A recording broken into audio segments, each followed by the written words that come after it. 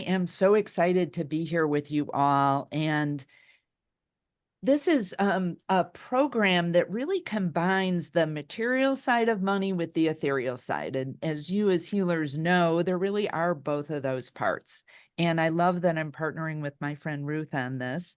I'm going to handle more of the ethereal side, the inner, how we think about money, what we say to ourselves about money and our relationship with money. And Ruth is going to handle a bit more of the material side with some really great ideas how to put into place in your business processes that just make all this easy and really compliment all that Yuli's doing with Heallist. I love their platform. And so I hope this, if any of you have any like stress around money, this is just a big exhale for you all. And as a special treat at the very end, if you're here till the end, we're going to do a wheel of names, which is spinning for a copy, drum roll, please, of my latest book, Messages from Money. So you have to be here at the end to win, and you might want to start picturing yourself being the big winner of that. Okay, so I would just want to start with this question, and please use the chat. I want this to be very chatty in the where we're using the chat. But like when you think about the word prosperity, why don't you type in what that means for you? Like when you think about prosperity, the word, the definition, what would be something you think of with that? Enough, having enough, cool. Financial independence and success. Thanks, Kim. Abundance, lead to time freedom. So when you have prosperity, it leads to more freedom in your time. Cool.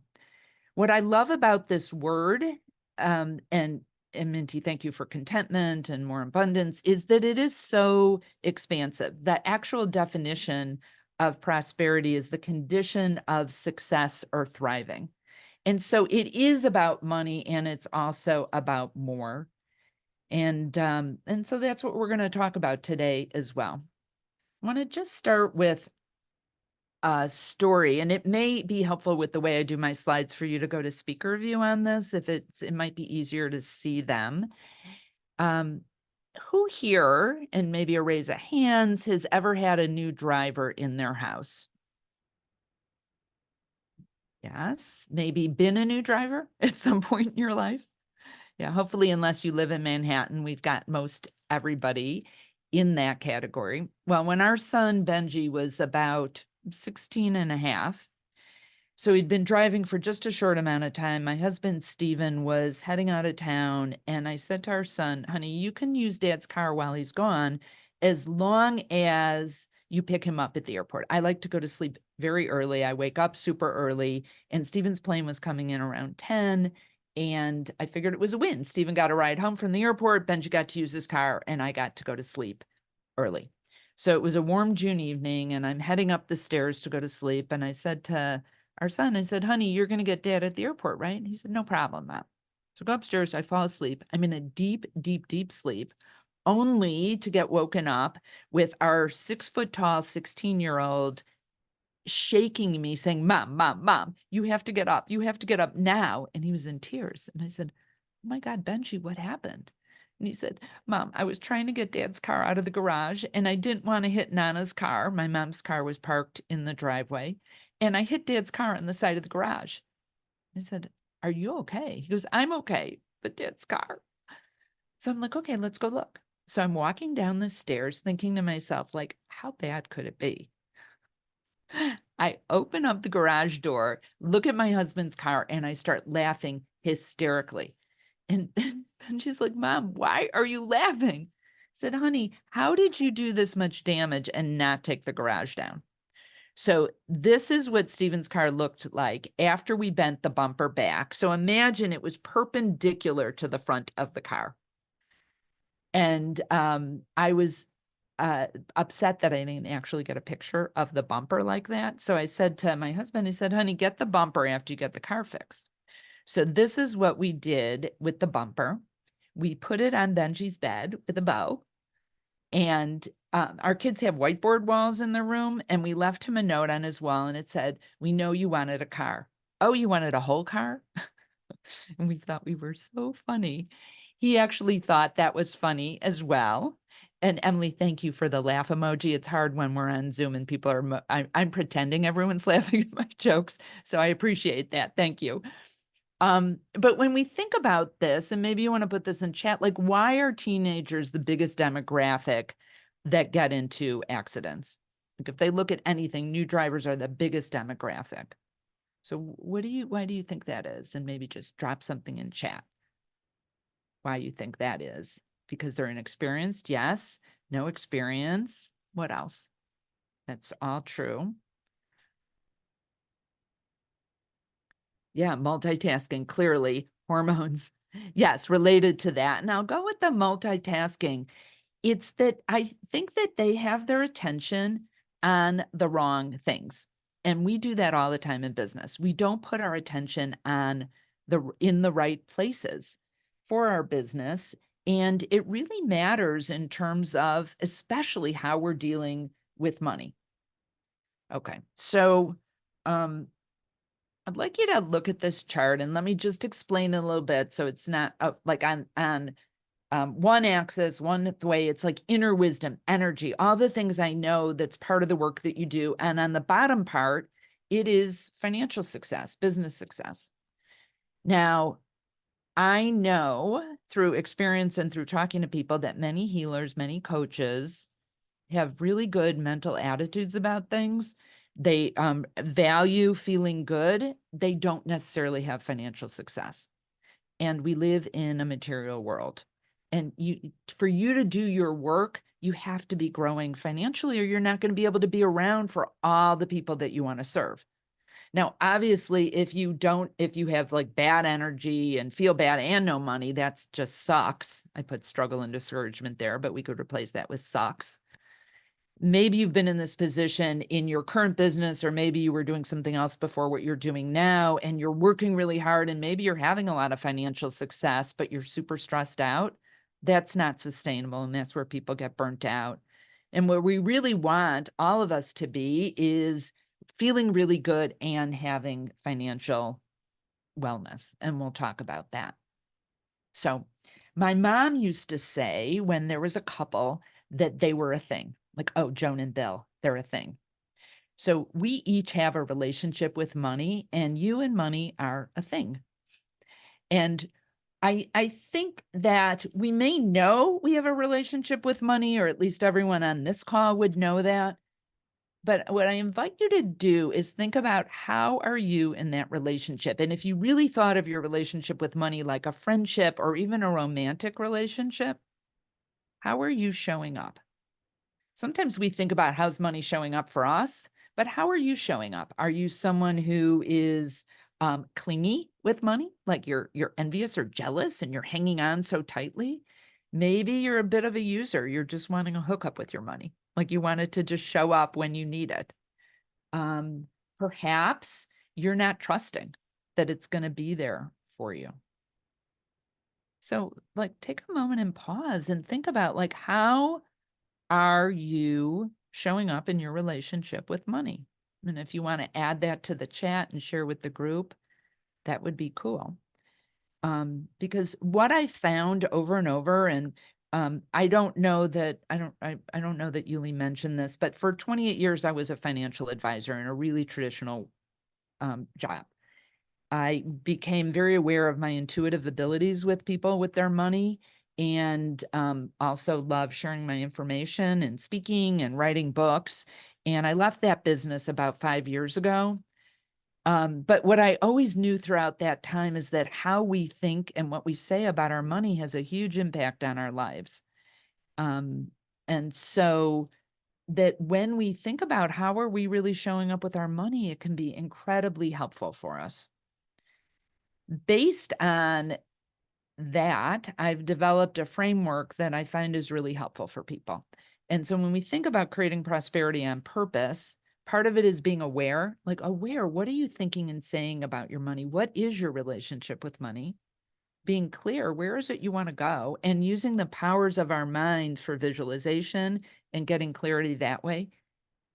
So aware, clear, care. This is the part of actually taking care of your money. And Ruth's going to speak to a lot of this is when she shares her information. But you can't just sit on your meditation pillow chanting Om, expecting the universe to provide without really taking action. We live in a material world, and you have to take action. And then share is about generosity. Okay. I suspect many of you know the difference between scarcity and abundance thinking, but I think it's helpful for us to just unpack this a little bit. So scarcity thinking is when we're fear-based, worried. It's also aggressive competition. Like for me to win, you have to lose.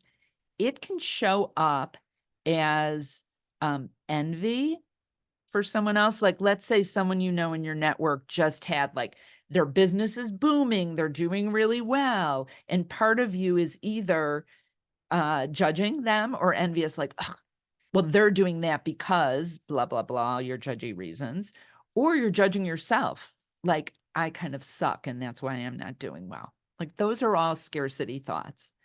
Abundance thoughts are optimistic. There's more than enough to go around. It's where generosity lives.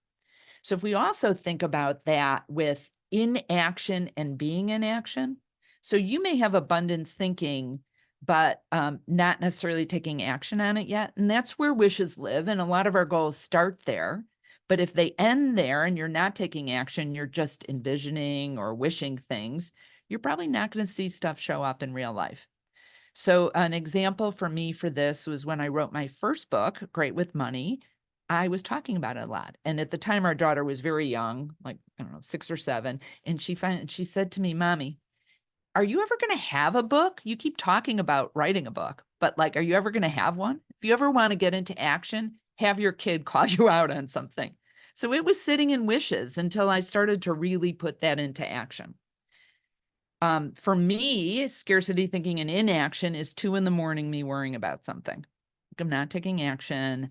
I'm like spinning in my mind. And that's not a good place. It doesn't feel good. Scarcity thinking and action, taking a lot of actions where you're like, I really want this, and you're doing everything possible. But there's that energy of wanting, grasping. And you may know this, most of the audiences I speak to don't, but there's another definition of wanting, which is lack. And when we focus on wanting, we get more wanting. We don't actually get what we want, and it doesn't feel good. And if you haven't gotten by now, I'm an upper right-hand quadrant person. But when you have abundance thinking and you're taking action, that's where wonderful lives. And when I do coaching for people in their own businesses, and when I do intuitive money readings for people, often what comes up is that they just need to take more action. And sometimes that can feel scary, putting ourselves out there, but that taking action, meeting with people, talking about what you do, it's usually not just posting on social media, FYI. It can be helpful for positioning, but that's not typically what's going to bring you business unless you have a really good strategy with that. Okay. So our thoughts create our reality. What we think and what we say to ourselves has a direct impact on what shows up in our lives, and it's really like a filter. So my husband and I, for the last 4 years, have spent February and this year part of March in the Asheville, North Carolina area. I don't know if any of you are from that area, but we stay in a place called Black Mountain, and it's a really cute little town, and we're absolutely adore being there. And Black Mountain is one of those little mountainy towns that has cute stores, and there's this one t-shirt hat shop. And I was walking into town one night with Stephen, and we were walking into town, and I could tell he was super stressed. He was working on a real estate thing he's been working on. And when you could just see somebody's like just stressed. And I looked at him and I said, honey, you should get this sign that they have in this window. And he looked at me and he said, why would I want a sign that says, think about what could go wrong? And I looked at him, and this is what the sign said. Think about what could go right. He literally read it wrong because our brains are so powerful. So what we think and say to ourselves makes such a huge difference. So I have a question for you. Does anyone here know what the definition of abracadabra is, like the magic thing? Like what it actually means? And you can go ahead and put it in chat if you know. I'll pause for a moment. Okay, I'm going to jump in with this. Abracadabra is Hebrew and Aramaic roots, and it translates into I will create as spoken. I will create as spoken. And it is like magic, like our words matter. And so to be very discerning, when I listen and talk to people and they're talking about money, ask and you shall receive. So very similar, Phoebe, to that. And maybe that is a definition of it. You know, when I talk to people about their money, I'm always listening. Are you talking about what you want to have happen or what you don't want to have happen? Are you talking in abundance ways or scarcity ways? Because our words really matter. Okay, so Yuli introduced me and said that I'm do intuitive money work. And I had an experience. I'm not going to go into the whole story now. If we have time afterwards and anyone's interested, I'll tell you on how I became aware that I have this ability to kind of really channel messages from money. I think I was always very intuitive when I was a financial advisor, but didn't realize that's what I was doing because people would always say to me, I feel so much better after they met with me. But I didn't realize that part of the way I was doing that was just tapping into what was most helpful for them. So in prep for our time together today, I have asked Money what message it has for us all here today. And the way that I tap into messages from Money is I journal. So I ask Money questions, I journal, and whatever comes through, I've learned over the years to trust. So I'm going to share with you this message that I got back today. And I wrote, "Hi, Money. What messages would you like me to share with the Heallist webinar attendees?" And for those of you watching on replay, this is for you as well, in addition to everyone who's here live. What would you like them to know? You are doing beautiful work in the world. As healers, you understand the relationship I'd love to have with you. It is one of healing what perhaps has been broken in our interactions. This isn't a wound that will be difficult to mend. Instead, one that once healed will be very strong. And I asked, what's needed for healing to occur? Please welcome me into your life. Know that it is like breathing. The exhales are your offers in the world, and the inhales are you receiving me being Money. As you know, they are both crucial. If you're just exhaling, you won't be able to function well. That's like giving, and not being open to receiving. And as you are aware, if you're only inhaling, this will also not be sustainable. Breathe in prosperity, breathe out service. Please see me as a force for good. Yes, I can do damage if I'm not used well, but more often I bring good and service to where I'm used well. If you're one of the healers who believes that money is not spiritual, that it feels uncomfortable charging for the work you do as it is a gift to your clients, or that you hate sales, please know these beliefs are limiting your service in the world. If you're selling something of value, sales is service. If you charge appropriately for your work, you're exchanging value in wonderful ways. I am an important force in this material world. Please do not push me away. And then I asked, are there specific areas or ways they can heal any bruises in their relationship with you? So let's envision a loving partnership. What would you like that to look like? What would it feel like for you?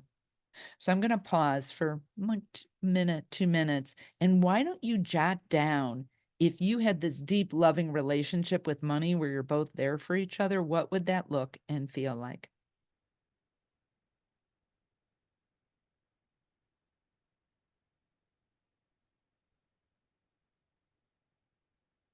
What would it look like? What would that feel like for you?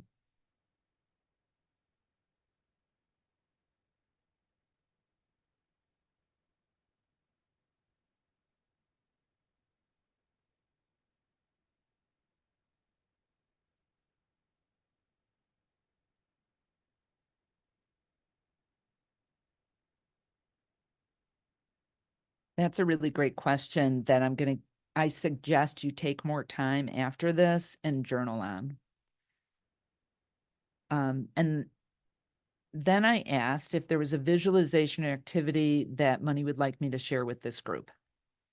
Let's come up with a money mantra for each of you. So one of the things when I do one-on-one intuitive money readings for people, there is a money mantra that pops out that's really specific for them. I most often hear back like, oh, I love that, because it's really for you.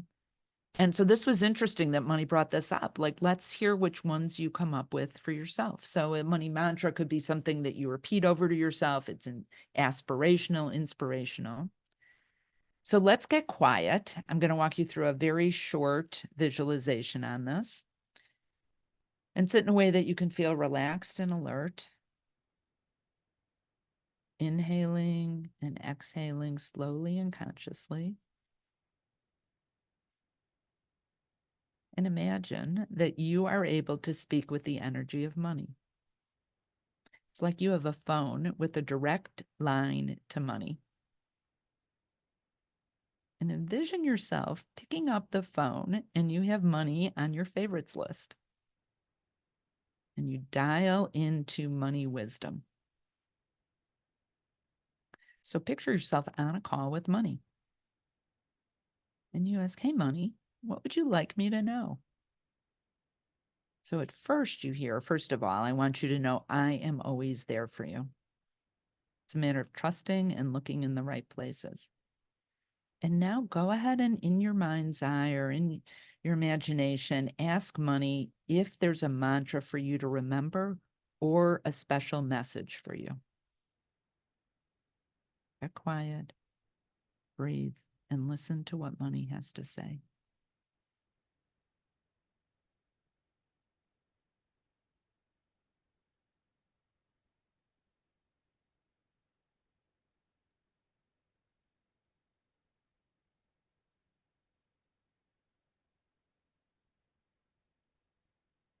And if your eyes are closed, you can gently open them and just note or jot down any messages that you heard.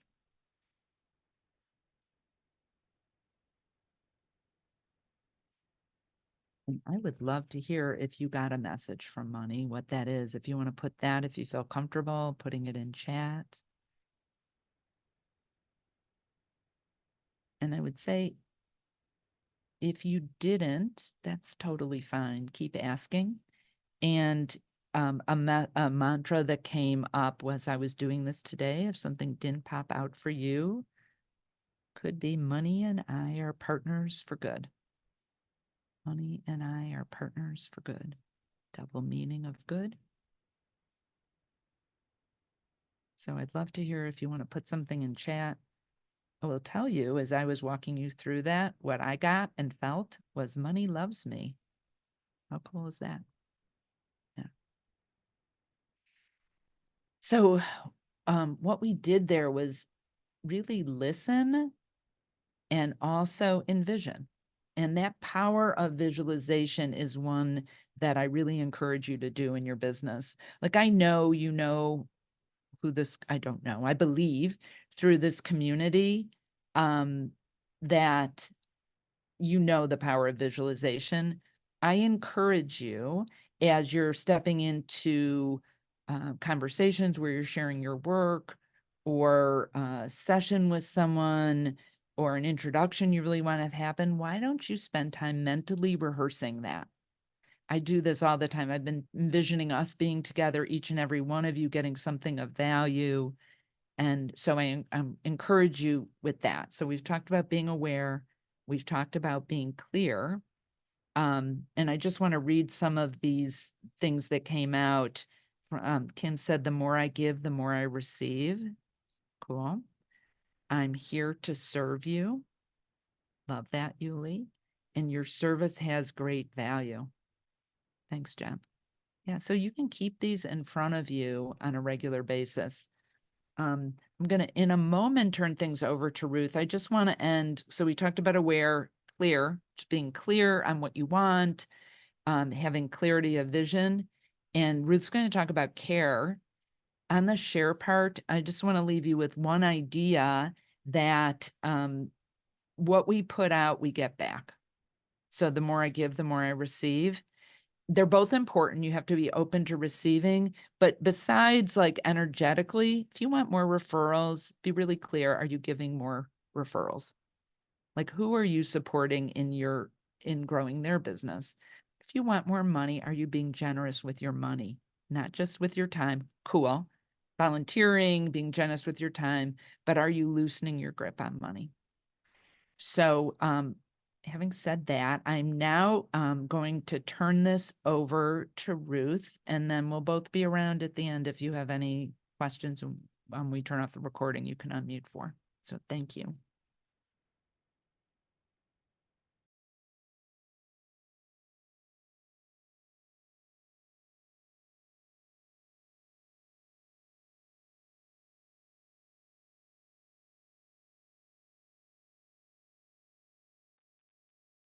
Okay, can we all see my screen?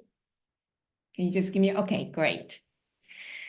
Thank you, Ellen. Hi, everyone. I'm Ruth, and thank you for being here today. I'm so excited to share a few easy to implement financial tools that would help you understand your financial situation and move toward the prosperity that you all deserve and are destined for. So now that you've got a direct line to money, this should be a lot more easy. A little note on myself. I'm a CFO for high growth startups and am also an advisor to many small business entrepreneurs. I've been doing that for about 15 years. Today, I want to give you 3 easy tools that will help you understand and have more control over your financial situation. So these 3 tools are the art of bucketing. This is a tool that I learned to use for myself. And every time I use it, it has taken a lot of stress off myself when I think about my finances or plan for what I want to spend and stuff like that. The second one is separating your business from personal. When you have a clear picture of each one of these areas, especially your business, it would help you make better decisions. For example, you might ask, well, how much should I really spend on social media? Or can I start to rent a space for my practice if I'm, working out of my home right now? So those are some of the questions that you'll be able to answer more easily when you have a clear picture. And the third one is about making it easy for your clients to pay. Yeah, it's all about the clients, right? When you make things easier for them, they're more likely to come back. Not only that, it takes stress off of yourself and gives you a better picture of how your business is doing. So let's get into that.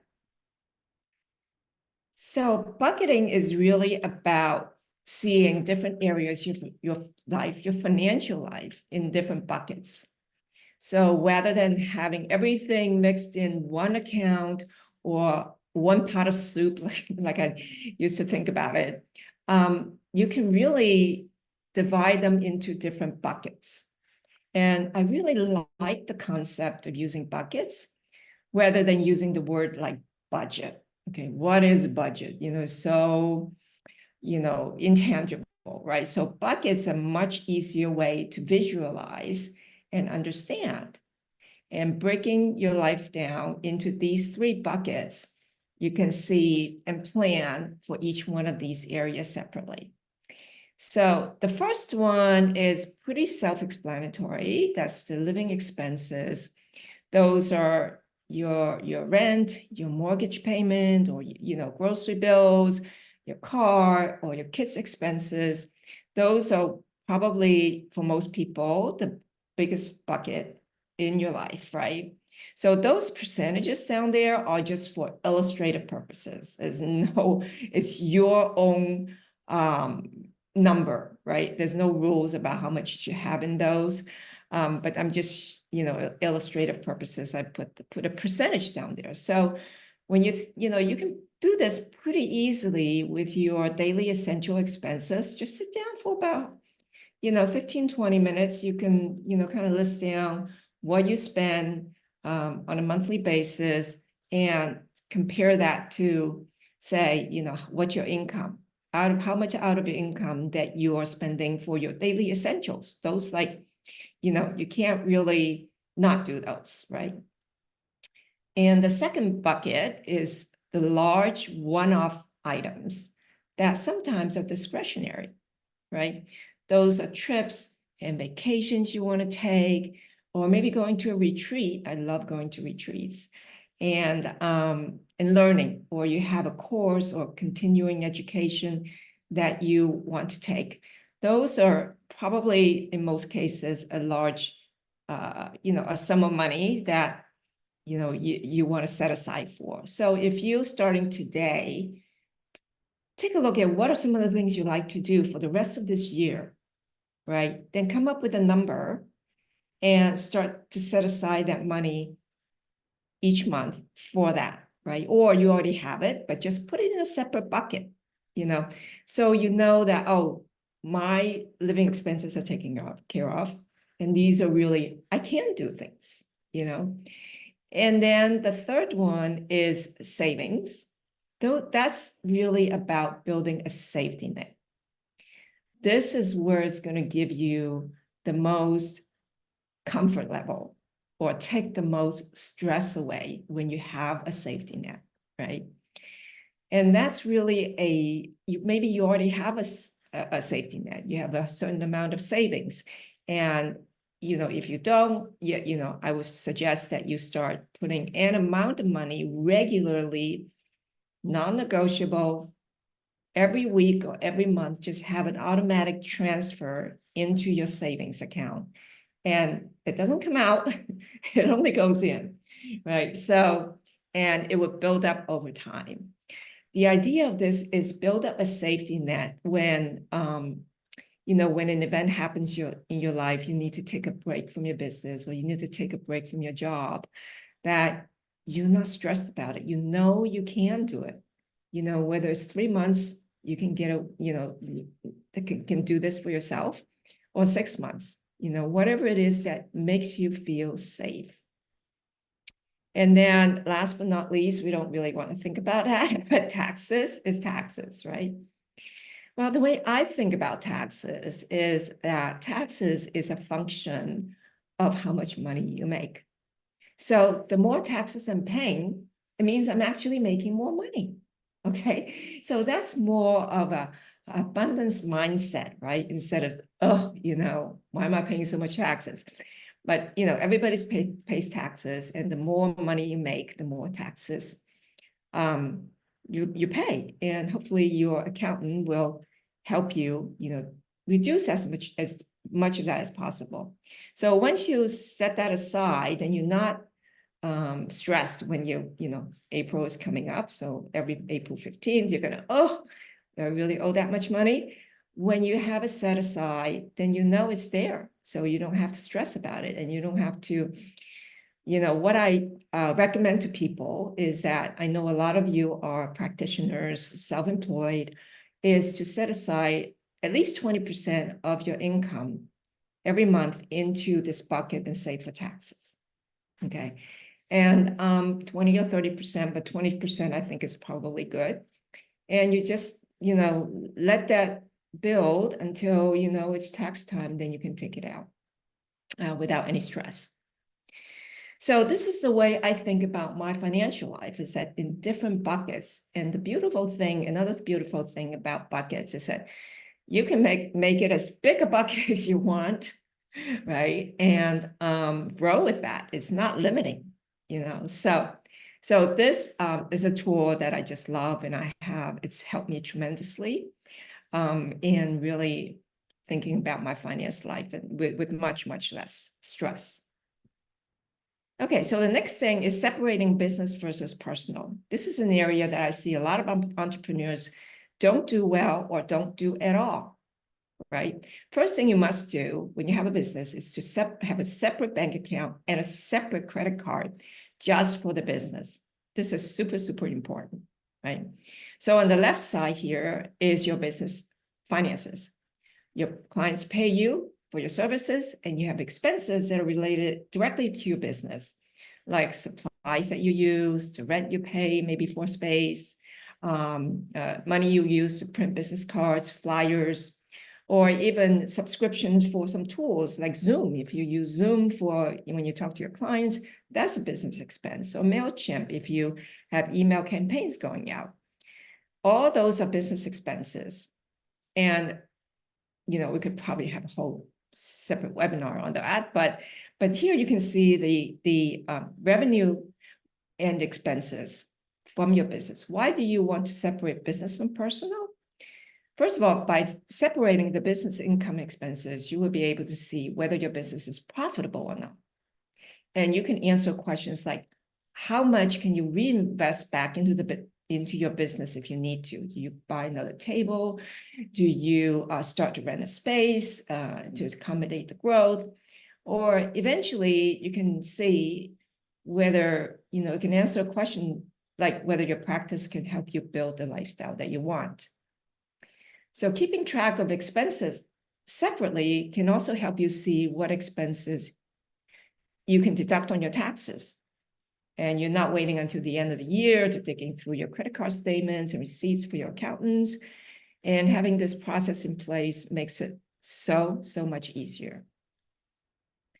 And once you know how much money is coming in from your business, how much expenses you have, then most important than that is you pay yourself, right?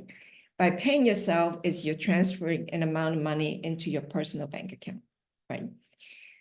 This is, your business doesn't exist without you. So you have to pay yourself. And this really helps you actually maintain a healthy business. So you're not overspending, right? And on the right side is your personal finances, and where you have other sources of money coming in, like maybe you have another job, maybe you have an investment income, or maybe you have properties that you have rental income. So all of that is your right, or goes on the right side for your personal expenses, right? And then out of that personal side of your life comes out of the expenses, personal expenses, like all of the buckets that we talked about just in the slide before. So having this clear picture of your businesses is really helpful in helping you build your business, grow your business, and answer some important questions, making your decisions much easier, right? Whoops, sorry. And then the third thing is that you make it easy for your clients to pay. This is probably not what you expect to hear from a CFO, right? But really, it just doesn't matter, right? The fees don't matter, right? And, and then there's so many different ways to pay. And how many of you, well, let me go back a little bit. So by making it easy for your clients to pay, you make a positive impression of your services, and you easily can see all your money in one place, right? So how many of you now accept payment from more than one channel? Maybe you can, just think about that, right? And it gets pretty confusing. If you use multiple channels of payments, it's really easy to lose sight of how much you're making. The most important thing to know here is to limit yourself to just one payment channel, right? Using multiple payment channels can be really add a lot of confusion and lose sight of your business, right? And using one platform like Heallist, it's so easy to use and everything goes into your one business bank account that we talked about. And what's even better is that you can have your clients book appointments with you online and pay ahead of time. So that's so much easier, right? You just set it up once, it just keeps working for you. And then the last one is, like I said, you don't expect to hear this from a CFO. Is that don't worry about the fees. It just don't matter in this overall scheme of things, right? So let me show you a little bit on the number side. Let's say if you use Stripe, right, and they charge you 3% plus 30 cents a transaction, right? For every $100 of service, that's $3.30. And if you multiply that by 10, that's $1,000 that you charge. And it's only $33 of fees that you're paying for a service, right? And would you rather focus on getting $1,000 more by making your customers more comfortable, happier, or do you want to keep the $33, right? It just doesn't matter. We need to let that go. And it's really keeps you there at the scarcity mindset instead of really focusing on more revenues to come. So at the end of the session, you may want to spend more time booking the next session, right? Or talking about the benefits of the treatment and really making the client more comfortable instead of trying to, figuring out different ways of taking payment. That could be really awkward, right? So forget about the fees. And that's, happy clients means more business. And that's kind of all I have. Thank you so much for being here. If you want to connect with me, my email is rcku88@gmail.com, or you can just search for me on LinkedIn, Ruth Ku, and shoot me any questions that you have, and I would, love to answer them for you. So I'm going to stop sharing right now and give, and hopefully we can have some questions and answers for you all.